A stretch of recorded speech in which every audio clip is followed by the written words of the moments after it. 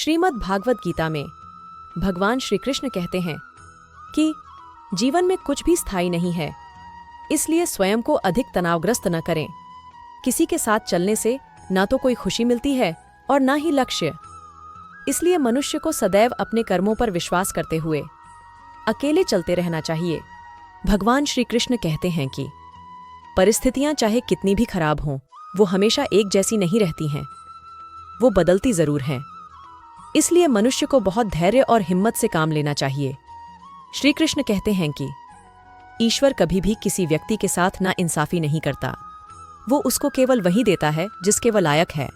आइए इस श्लोक को इस कहानी के माध्यम से समझते हैं। नमस्कार दोस्तों, स्वागत है आपका हमारे चैनल डायरेक्शन ऑफ गॉड में।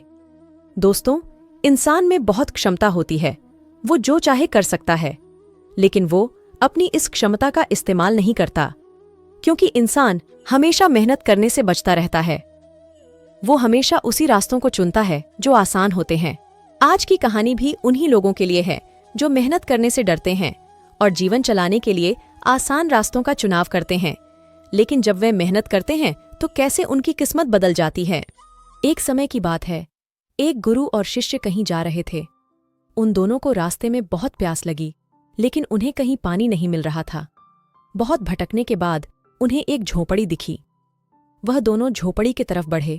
एक गरीब किसान झोपड़ी से बाहर आया। उसके साथ उसकी पत्नी और 3 बच्चे भी थे। सभी की हालत खराब थी, उनके कपड़े फटे हुए थे। गुरु ने कहा, हमें प्यास लगी है, क्या हम दोनों को पीने के लिए जल मिलेगा? गरीब किसान ने आदर के साथ उन्हें पानी दिया और दोनों की प्यास बुझ गई। गुरु ने देखा, इस किसान के पास तो इतनी जमीन है, लेकिन ये बिल्कुल बंजर है। ये क्यों इस जमीन पर मेहनत नहीं करता?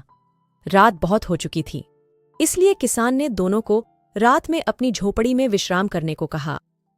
किसान की हालत देखकर गुरु बोले, तुम्हारे पास इतनी जमीन है, फिर तुम इसमें खेती क्यों नहीं करते? किसान बोला, गुरुजी, मेरे पास एक भैंस है, उसी का दूध बेचकर हम अपना गुजारा चला लेते हैं, तो फिर बेवजह खेत पर काम करने की क्या जरूरत है? गुरु बोले, तुम अपनी पत्नी और बच्चों की तरफ तो देखो, सबका चेहरा कितना तेजहीन हो गया है। इनके पास पहनने के लिए फटे कपड़े हैं। तुम खुद कितने दुर्बल हो गए हो। क्या तुम्हारा दायित्व नहीं बनता कि तुम अपने परिवार के लिए मेहनत करो? किसान ने बड़ी लापरवाही से उत्तर दिया, गुरुजी, ईश्वर हमें भोजन तो दे ही देता है, फिर इतनी मेहनत करने की क्या जरूरत? यह कहकर वो ठहाके मारकर हंसने लगा। गुरु और शिष्य सोने चले गए। आधी रात को गुरु ने शिष्य को जगाया और कहा, हम दोनों मिलकर किसान की भैंस को जंगल में छोड़ आते हैं। शिष्य बोला, गुरुजी, ये आप क्या कह रहे हैं? इस गरीब किसान ने हमें पानी पिलाया, रात में सोने की व्यवस्था करी, वैसे ही इसकी हालत इतनी खराब है, इसके परिवार के बारे में सोचिए, आप ऐसा मत करिए। गुरु ने कहा, मैं तुम्हारा गुरु हूं, मुझ पर यकीन करो और मेरा साथ दो। शिष्य होने के नाते उसने गुरु की बात मान ली। दोनों ने मिलकर किसान की भैंस को जंगल में छोड़ा। सुबह सूरज की पहली किरण निकलते ही किसी को बिना बताए दोनों वहां से चले गए। इस घटना को 10 साल बीत गए। 10 साल के बाद वह गुरु अब इस दुनिया में नहीं रहे। वह शिष्य अब खुद गुरु बन चुका था, पर उनके मन में एक ग्लानि थी। 10 साल पहले किसी गरीब किसान को वह संकट में डालने का भागीदार था, इसलिए वह किसान की हालत देखने झोपड़ी की तरफ गए। पर वह झोपड़ी वहां नहीं थी, बल्कि एक सुंदर सा घर था और लहराते हुए खेत थे। यह देखकर वह सोचने लगा, शायद अब वह यहां से जा चुका है। उसकी ग्लानि और बढ़ गई। कहीं भूख और गरीबी से उस किसान और उसके परिवार की मृत्यु तो नहीं हो गई। शिष्य वापस आने ही लगता है, अचानक उसकी नजर किसान पर पड़ी। किसान ने जैसे ही उसे देखा, वह दौड़कर उनके पास आया और कहा, अरे मैंने आपको पहचान लिया। 10 साल पहले आप हमारी झोपड़ी में आए थे, लेकिन बिना बताए ही आप जाने कहाँ चले गए? शिष्य ने पूछा, ये खेत तुम्हारे हैं? किसान ने कहा, हाँ, ये खेत मेरे हैं। अब आपको क्या बताऊं, जिस दिन आप गए थे, उसी दिन से न जाने हमारी भैंस कहाँ चली गई थी। बहुत ढूंढा पर नहीं मिली। हमारे पास खाने को कुछ नहीं था, इसलिए मजबूरन मैंने अपना पूरा ध्यान खेती पर लगा दिया और दिन रात मेहनत करके अपना व्यापार भी शुरू किया। भगवान की कृपा से अब मैं बहुत खुश हूं। अपने परिवार का अच्छे से पालन पोषण कर रहा हूं। शिष्य यह सब सुनकर बहुत खुश हुआ और उसके मन से बोझ उतर गया। वह अब समझ गया गुरु ने आखिर ऐसा क्यों किया था, ताकि किसान मेहनत करें और अपने परिवार का पालन पोषण कर सके। तब शिष्य ने अपने गुरु को मन ही मन प्रणाम किया। दोस्तों, इस कहानी से यह शिक्षा मिलती है कि कभी कभी आसान रास्ते दुख का कारण होते हैं। अगर अपने दुखों को दूर करना है तो पहले आसान रास्तों से हटकर मेहनत का रास्ता चुनना होगा, जैसा कि उस गरीब किसान ने किया और अपनी जिंदगी को खूबसूरत बना दिया। दोस्तों, हर इंसान जब अपने लक्ष्य को पाने के लिए मेहनत करता है तो उसके जीवन में बहुत सी कठिनाइयां, परेशानियां आती हैं, जिससे दुखी होकर वह निराश हो जाता है, उम्मीद छोड़ देता है। तो संघर्ष हमारे सफलता के लिए कितना महत्व रखता है, आइए इस कहानी के माध्यम से जानते हैं। एक बार एक आदमी कुकुन में से तितली को निकलते हुए देख रहा था। तितली कुकुन से निकलने की बहुत कोशिश कर रही थी, लेकिन निकल नहीं पा रही थी। बहुत देर बाद उस आदमी ने कुकुन को कैंची से काट दिया ताकि तितली आसानी से बाहर निकल सके। तभी तितली कुकुन से बाहर तो निकल आई, लेकिन उसका पूरा शरीर सूजा हुआ था और पंख भी सिकुड़े हुए थे। उस आदमी ने तो तितली की मदद करने के लिए कोकून को काटा था, लेकिन ऐसा करना तितली के लिए नुकसानदायक साबित हो गया, क्योंकि कोकून से निकलने के लिए जितना ज्यादा तितली संघर्ष करती है, उसका शरीर उतना अच्छा होता है और पंख भी उतने ही ज्यादा बड़े होते हैं। इसी तरह इंसान की जिंदगी होती है। आप जितना संघर्ष करते हो, उतना ही ज्यादा कामयाब बनते चले जाते हो। अगर आप यह सोचोगे कि बिना मेहनत करके आपको सब कुछ मिल जाए, तो आप उस कामयाबी को संभाल नहीं पाओगे। जैसे कि एक चिड़ियाघर का शेर होता है, जिसे खाना आसानी से मिल जाता है। अगर आप उसे अब जंगल में छोड़ दोगे तो उसे दूसरे जानवर मार देंगे, क्योंकि उसने कभी लड़ना सीखा ही नहीं।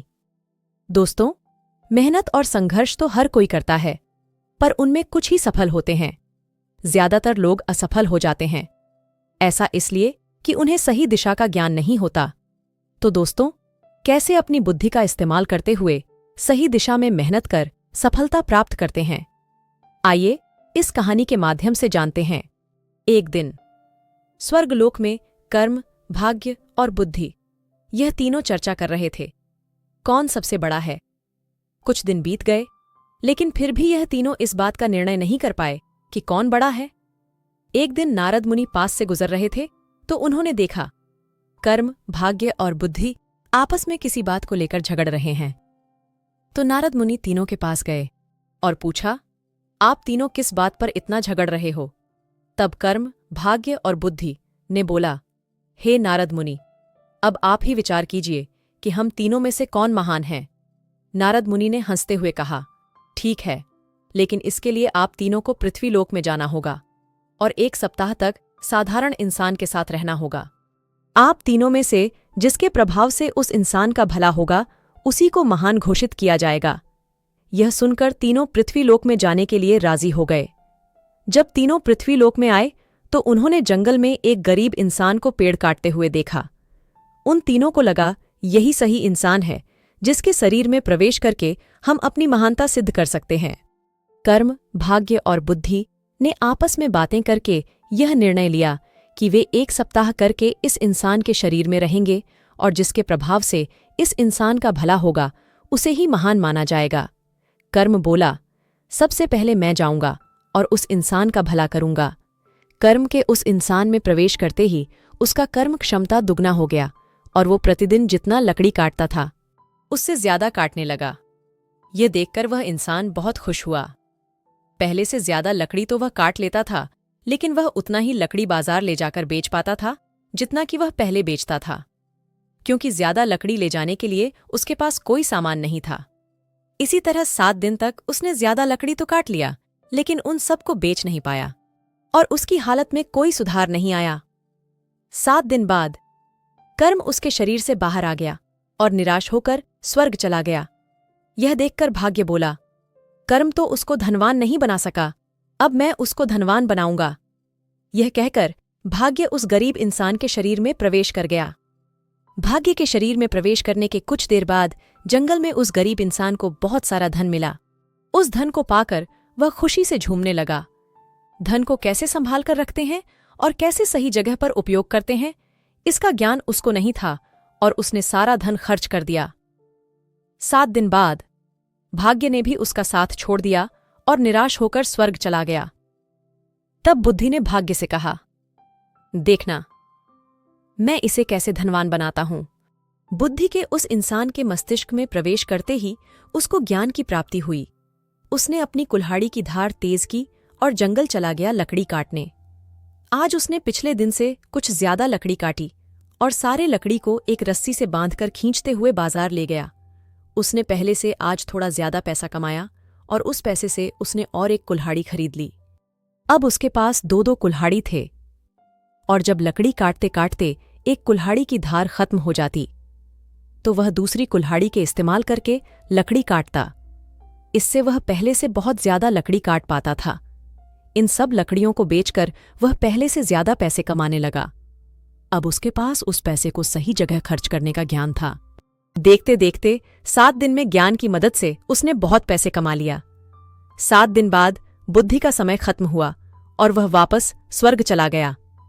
स्वर्ग में जाकर बुद्धि कर्म और भाग्य से बात कर ही रहा था, उसी समय नारद मुनि उनके पास आए और पूछा, आप लोग धरती पर गए थे, क्या हुआ? तब कर्म, बुद्धि और भाग्य नारद मुनि से कहते हैं, जी हां, हम लोग धरती पर गए थे। और साथ ही कर्म और भाग्य नारद मुनि से कहते हैं, हे नारद मुनि, बुद्धि ही महान है, क्योंकि जहां बुद्धि होती है वहां कर्म और भाग्य अपने आप ही चला आता है। इसीलिए बुद्धि को महान कहा गया है। श्रीमद् भागवत गीता में भगवान श्री कृष्ण कहते हैं कि मनुष्य को सदैव अच्छे कर्म करने चाहिए, क्योंकि कर्मों के क्षीण हो जाने पर भाग्य भी नष्ट हो जाता है।